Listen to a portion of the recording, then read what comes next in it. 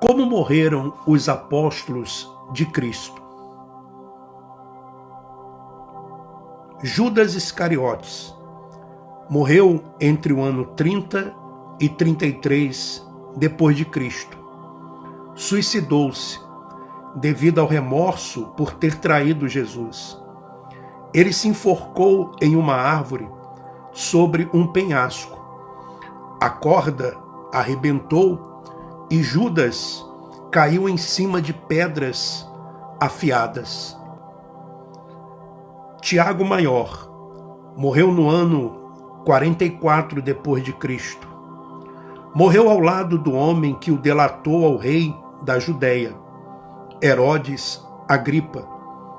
O delator se arrependeu e se converteu na hora H. Ambos foram executados em Jerusalém, decapitados ou perfurados pela espada de um soldado. Filipe morreu no ano 54 depois de Cristo. Morreu por converter a mulher do homem errado, um procônsul romano. Dependendo da versão, ele foi crucificado ou torturado até a morte em algum lugar da Ásia Menor. Mateus. A história mais antiga diz que ele morreu na Etiópia de causas naturais.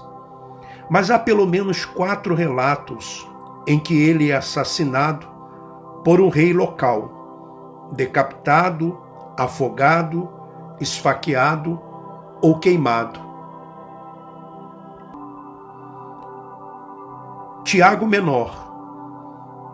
Culpando os cristãos pelo incêndio que destruiu Roma em 64, o imperador Nero teria inflamado o povo a apedrejar e espancar Tiago até a morte. Pedro morreu no ano 64 depois de Cristo. Vítima da perseguição religiosa de Nero, pediu para ser crucificado de cabeça para baixo por se sentir indigno de morrer como Cristo. Segundo a tradição, o fato se deu no Circo de Nero, onde hoje fica o Vaticano.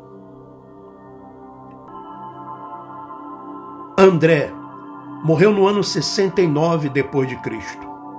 Morreu suspenso em uma cruz em forma de X, na Grécia. Ele havia se recusado a negar a sua fé. Tomé morreu no ano 72 depois de Cristo, perfurado pelas lanças de soldados em Milapore, Índia. Tudo porque ele converteu a esposa do rei. João morreu no ano 103 depois de Cristo. Após quase ser queimado vivo a mão do imperador romano Domiciano, exilou-se na ilha de Patmos, na Grécia, e em meados de 90 depois de Cristo, de lá se mudou para Efésios, onde morreu de causas naturais. Bartolomeu, sem registros escritos da data da sua morte. Teria morrido na Armênia, mas não se sabe se foi crucificado ou esfolado e decapitado pelo irmão do rei Polímios. O monarca havia se convertido pelo apóstolo. Simão, sem registros escritos da data da sua morte. Há poucas informações. Ele teria morrido após renegar algum deus do sol. Isso poderia ter sido tanto na Inglaterra quanto na Pérsia, atual Irã. Tadeu, data indefinida da sua morte. Teria sido martirizado em Beirute, capital do atual Líbano, ao lado de Simão, seu grande amigo. Sim, é outra versão para a morte de Simão. Assim morreram os apóstolos de Jesus Cristo.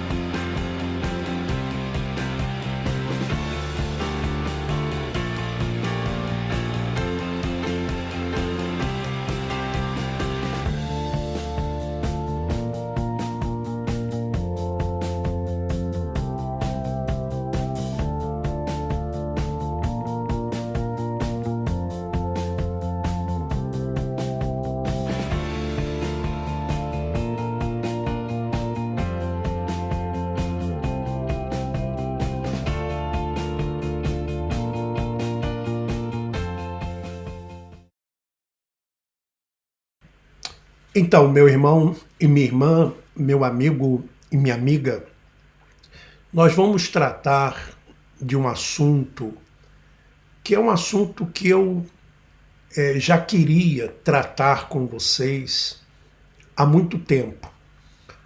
Porém, me faltava oportunidade para falar a respeito deste assunto. E o assunto é riqueza. O assunto são os ricos. Você sabe que no mundo que nós vivemos existe muita desigualdade social. Existem muitos pobres, e quando eu me refiro pobres, estou me referindo no sentido de posses, de dinheiro, né? Existem muitos. E existem poucos ricos, muitos ricos, poucos ricos, mas com muito dinheiro, com muitas posses. E quando nós observamos, principalmente, o neopentecostalismo, os neopentecostais, eles falam muito de riqueza e normalmente atraem as pessoas com aquela pregação ou aquela mensagem de que a pessoa vai se tornar rica, ela vai se tornar cabeça, ela vai se tornar um milionário, uma milionária. Totalmente contrário ao ensino dos patriarcas, dos profetas, dos apóstolos de Cristo e principalmente do próprio Cristo. Cristo, ele não ensinou o apego às coisas materiais. Aliás, pelo contrário, Cristo ensinou o desapego. O reino de Deus é justamente o desapegar-se das coisas materiais. E é isso que nós vamos tratar nesta semana. Sobre essa questão. Veja o que está no livro histórico de Lucas, no capítulo Lucas capítulo 12, né? A partir do versículo 13. Veja só que coisa. Um homem que estava no meio da multidão disse a Jesus: Mestre, mande o meu irmão repartir comigo a herança que nosso pai nos deixou. Só aqui nesse versículo, eu já poderia aqui conversar com vocês por vários minutos, ou quem sabe até por horas. Porque aqui neste versículo, só neste versículo, nós vemos a ganância. Veja, um homem que estava no meio da multidão disse a Jesus: Mestre, mande o meu irmão repartir comigo a herança. Ou seja, primeiro que esse homem, ele olhava para Jesus como se Jesus fosse um juiz que estivesse ali para resolver essas causas de brigas, de demandas por coisas materiais. Primeiro isso. Segundo que nós vemos no relacionamento desse irmão com o seu irmão que eles não queriam repartir, ou pelo menos um não queria repartir. Queria ficar com toda a herança. Não queria repartir. Isso se chama ganância. Isso se chama avareza. Isso se chama idolatria de uma certa forma, de uma certa maneira. Poderia também falar aqui a questão da herança e fazer aqui um paralelo com os nossos dias de hoje sobre a desigualdade social. E muito se fala em meritocracia. Por exemplo, a pessoa tem que lutar, ela tem que se esforçar, ela tem que trabalhar para ela poder conquistar alguma coisa na vida. É isso que o capitalismo, ele fala. E aí, dentre milhões e milhões de pessoas, uma, através do seu esforço, consegue se formar, consegue comprar uma casa, um carro, porque de fato é, meu irmão, minha irmã, que trabalhando mesmo, trabalhando de uma forma honesta, eu não vejo possibilidade de uma pessoa ficar rica. Eu não vejo. Você pode ver, você pode reparar que a maioria dos ricos,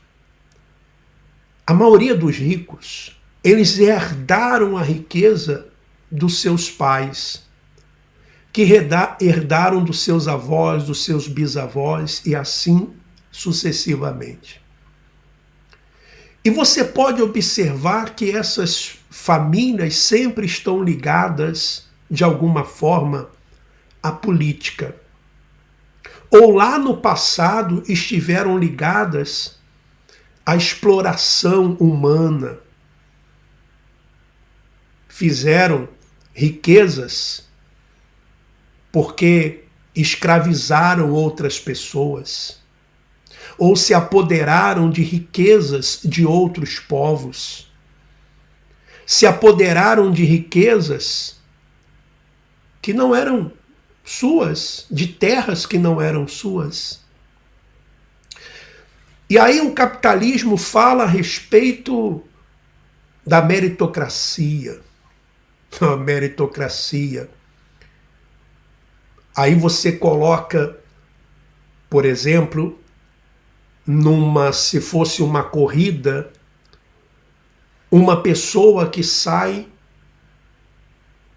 na frente e depois dela já está correndo 5 quilômetros é que a outra sai. Isso não é justo, isso não é igualdade, E o que eu digo? Aonde eu estou querendo chegar? Estou querendo chegar ao seguinte lugar. Como que o filho de uma dona de casa, por exemplo, o filho de uma empregada doméstica, como que ele vai competir com o filho, por exemplo, da patroa?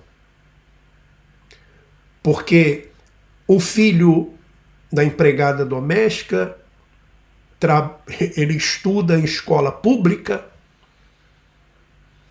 ele não tem acesso aos mesmos materiais que o filho daquela rica ou do rico, que estuda numa escola particular, que tem uma boa alimentação,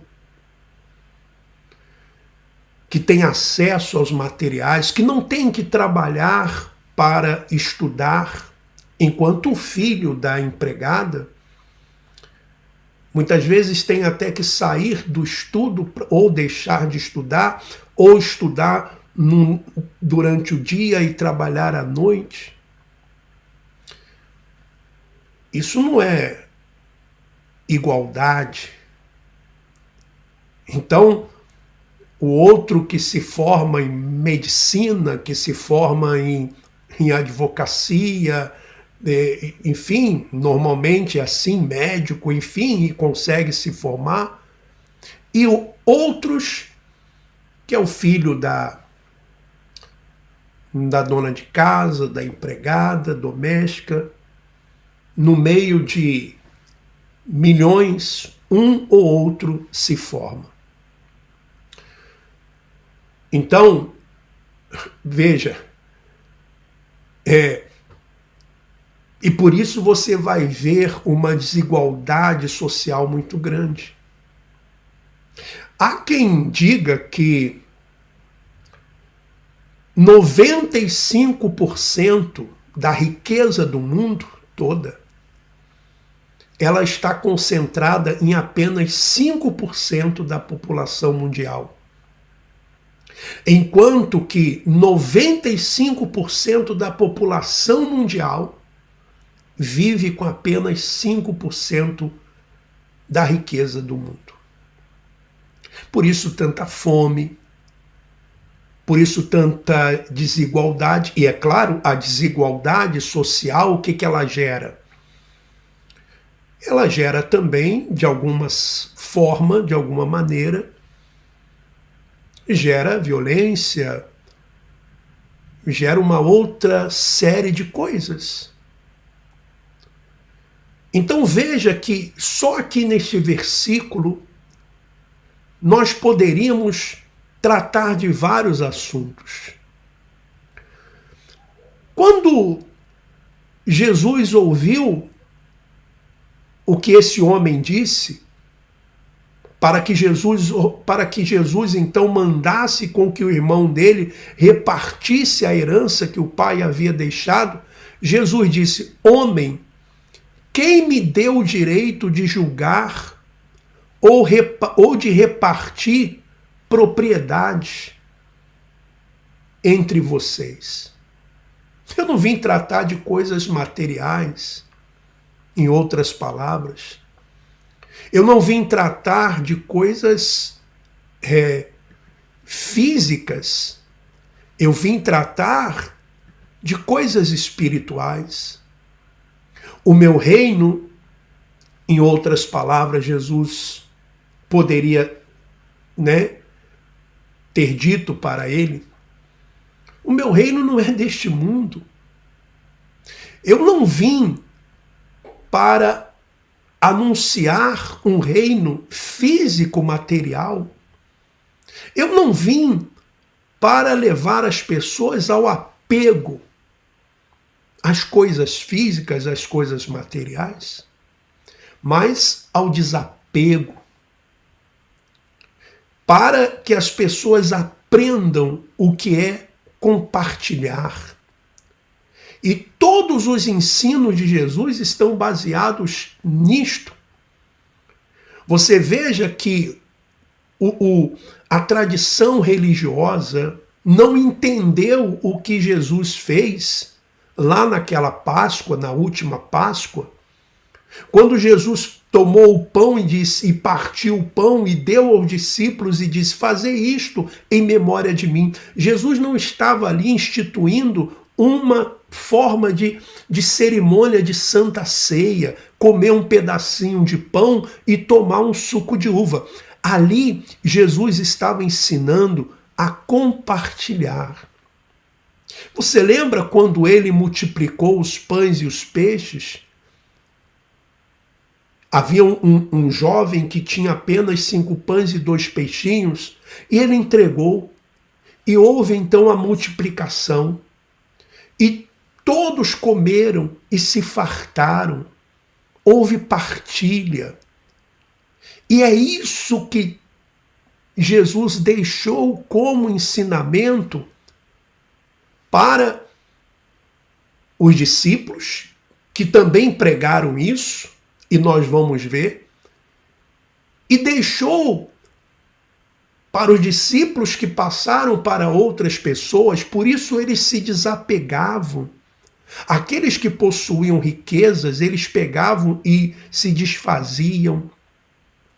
Até mesmo suas propriedades depositavam aos pés dos apóstolos, e na medida que alguém tinha necessidade, a necessidade era suprida. Meu irmão, minha irmã, os seguidores dos ensinamentos de Cristo são pessoas que têm esse coração. Não são pessoas ambiciosas. Não são pessoas gananciosas. São pessoas que elas sabem o que é compartilhar. Elas sabem o que é compartilhar. Elas se agradam disso. Elas se agradam de compartilhar. E Jesus continua dizendo para o homem, ele vai dizer, continuou dizendo a todos, e continuou dizendo a todos, prestem atenção,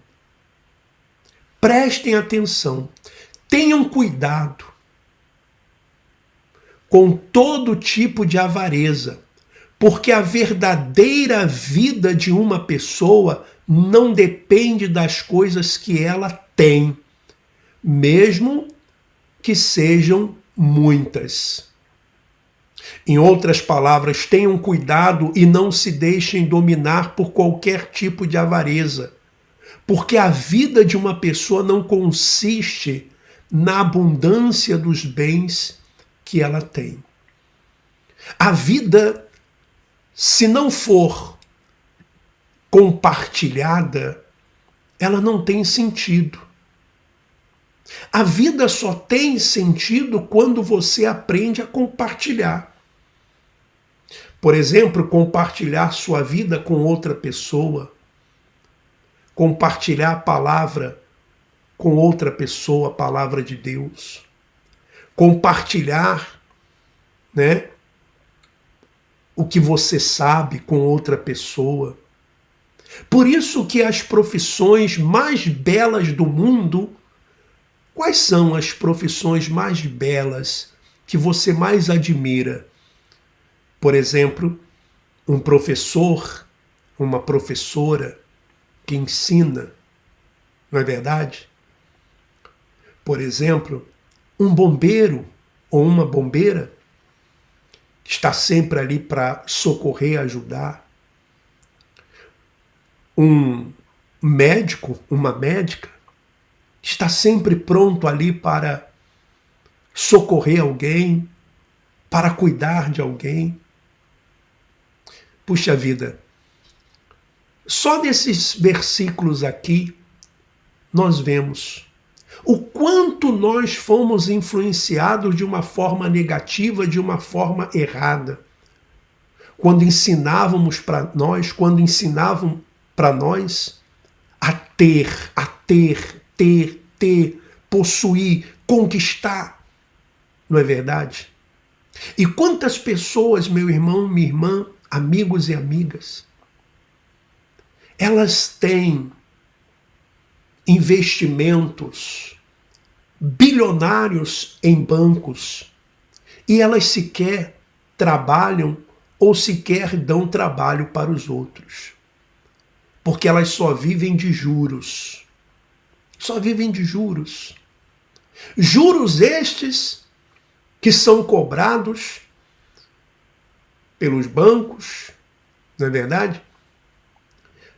Que emprestam dinheiro para as pessoas que querem ali comprar casa, comprar o carro e querem ali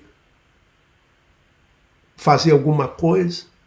Juros altíssimos, e esses juros altíssimos ficam com os bancos e com aquelas poucas pessoas que são bilionárias e que não fazem absolutamente nada. Só acumulam riquezas. Essas pessoas são pobres. Para Deus, elas são pobres. E aqueles pobres que compartilham, aqueles pobres que têm o prazer de ajudar, são ricos para com Deus. Nós vamos tratar mais desse assunto. Amanhã eu vou continuar falando a respeito dessa passagem. Eu sei que tem muitas pessoas que não gostam quando nós fazemos assim, deixamos para continuar o assunto no outro dia, mas é um assunto tão importante que eu quero esmiuçar esta passagem de uma forma que leve você a uma reflexão, que leve você a pensar, que leve a você a refletir. Por que realmente você se tornou um seguidor de Jesus? Por qual motivo? Porque você viu uma propaganda de que iria ficar rico? Ou porque você quer andar nas pisadas do Mestre? E quer também fazer como Jesus fez. Ele disse: eu não vim para ser servido, eu vim para servir. Bom, nós vamos à oração e amanhã então nós continuaremos com este assunto, se o Pai assim permitir. Vamos à oração.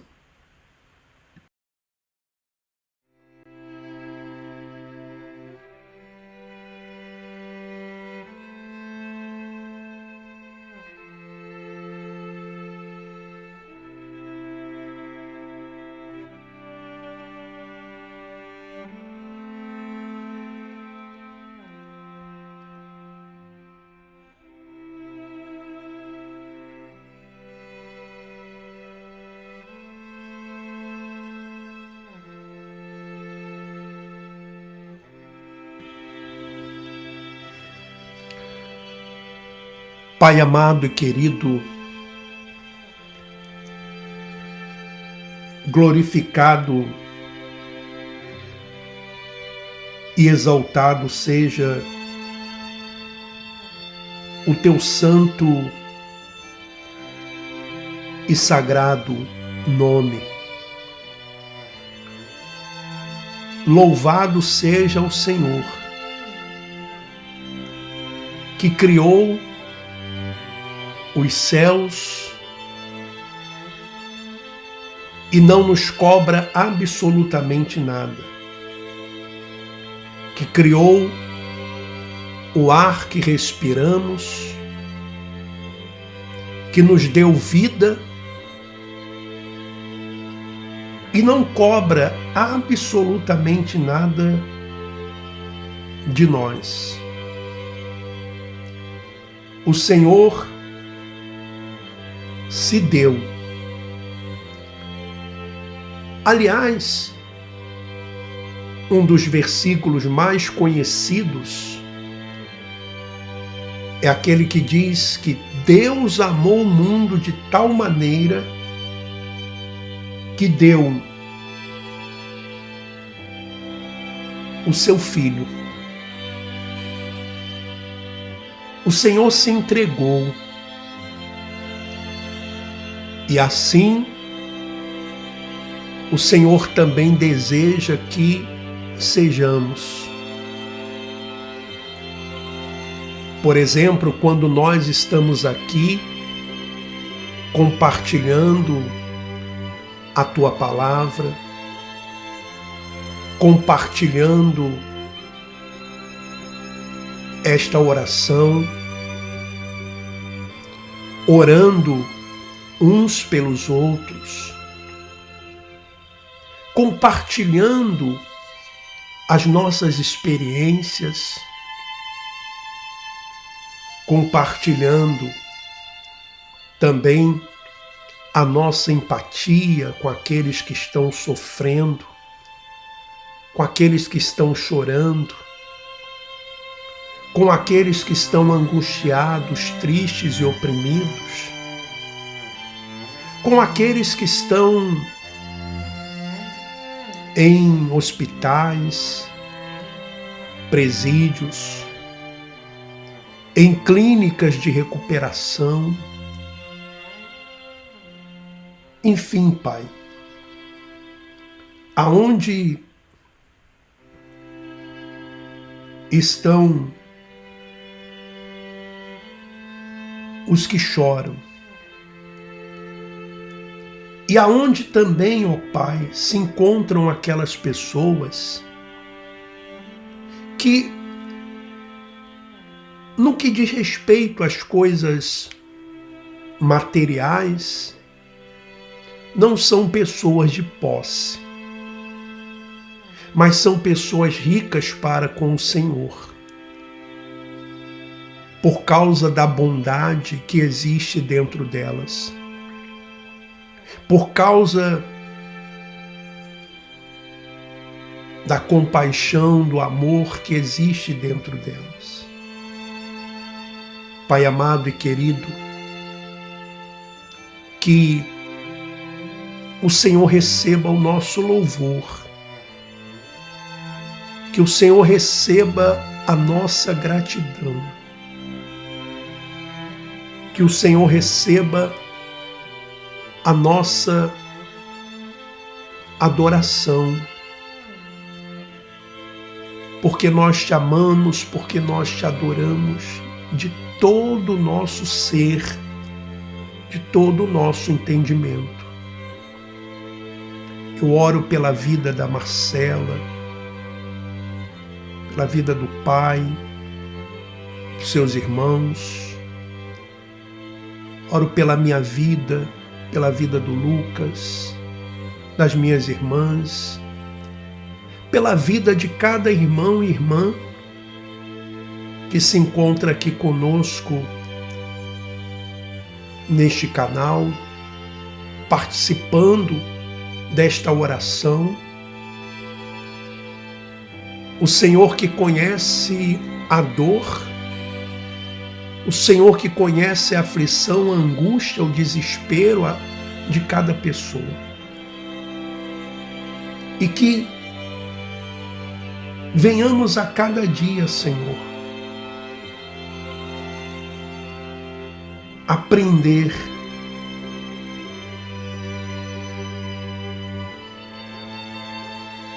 a cada dia, Senhor, aprender mais e mais de Ti. Louvado seja o Senhor.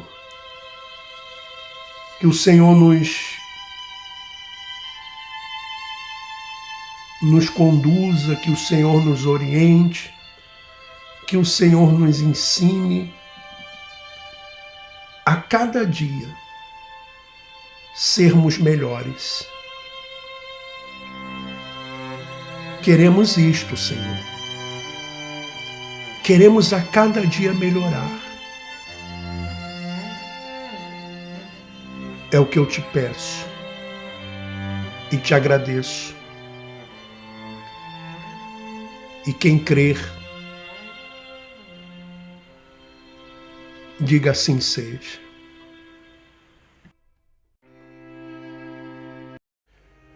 O Evangelho da graça de Cristo nos ensina a amar ao próximo e ajudar ao outro sem desejar nada em troca.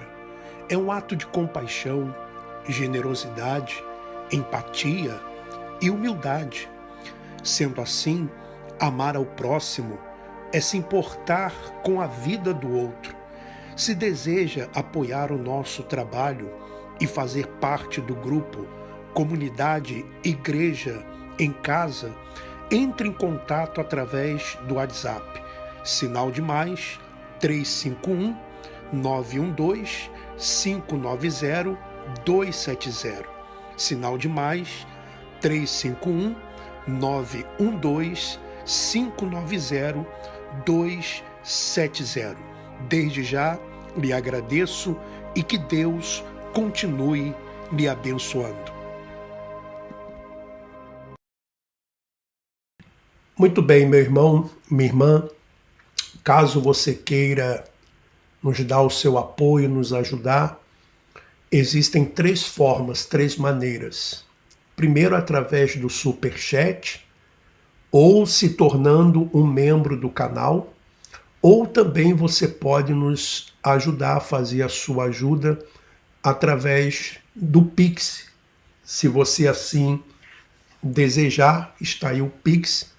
Você pode nos ajudar com aquilo que você puder. Quer compartilhar conosco uma ajuda, uma contribuição, nós agradecemos e agradeço a quem tem ajudado, né? Aquelas pessoas que têm ajudado, eu agradeço, tá bom? Nós vamos ficando por aqui e amanhã estaremos de volta neste horário com mais uma programação. Que Deus continue lhe abençoando. Tenha uma excelente semana. Forte abraço para você, para toda a sua família. Tá bom? Abraço e vamos em frente, tá bom? Abraço.